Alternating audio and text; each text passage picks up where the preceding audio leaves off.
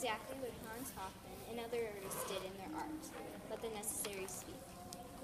I think when he let it speak, he made it worth the while to see. But as I present today, I want you to be thinking about this. What is necessary in this piece? What is the unnecessary that he eliminated?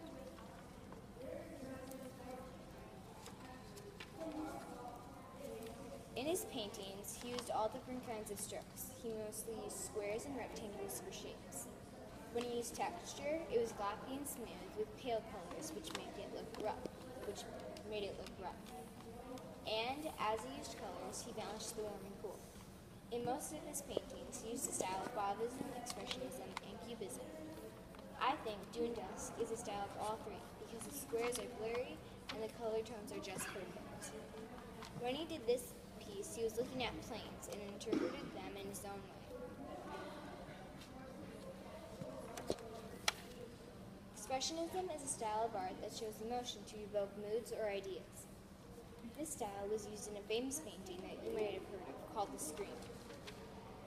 Dusk was created in 1957 during the last 27 years of Hoffman's life, because that is when he started using this style.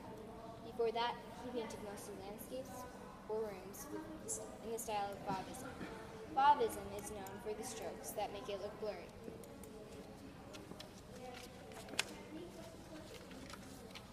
When he was young, he lived in Bavaria. Then, as he got older, he moved to Paris for his studies. By 1933, and for the next 4 decades, he lived in New York City and Provincetown, Massachusetts. While he was in Paris, he founded a school of modern art, and while in New York and Provincetown, he founded many more, so more people learned how to be better artists. This had a major impact on American painting. Hoffman's evolution from famous modern art teacher to important modern artist brought him into contact with many other interesting and famous artists, critics, and dealers of the 20th century, like Henri Matisse, Pablo Picasso, Georges Braque, Wassily Kandinsky, and others. In 1956, he closed his school in Munich to focus on his own painting during the heyday of abstract expressionism.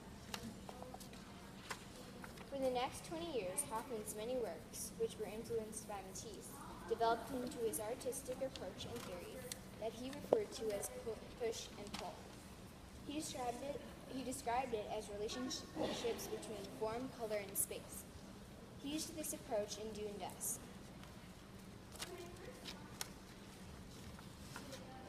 Hoffman had 2 wives. His first, nicknamed Ms., helped him with his career. The second, Renee, served as the muse for many of his greatest final works.